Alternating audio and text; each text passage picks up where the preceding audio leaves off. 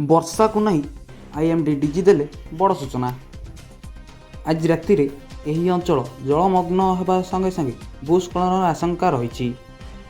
आज्ञा हाँ, सूचना मुताबक लघुचाप जनित लगाण वर्षा जो जनजीवन अस्तव्यस्त हो पड़ी। गभीर अवपात प्रभाव में प्रबल अति प्रबल वर्षा संभावना रही। आज राति सारा वर्षा लगी रही आईएमडी डीजी सूचना दे कहते। आईएमडी डीजी सूचना अनुଯାयी विशेषकर दक्षिण ओडिशा उपकूल में वर्षा जारी रही। वर्तमान घंटा को 55 ରୁ 65 किमी बेगर पवन बहुची। खालुआ अंचल में जलमग्न और भूस्खलन आशंका रही। मत्स्यजीवी को समुद्र जीवक मना। गभीर समुद्र थिले न फेरंतु। काली सकाळ सुधा वर्षार प्रकोप कमिबो बोली आईएमडी डीजी मृत्युंजय महापात्र कहते।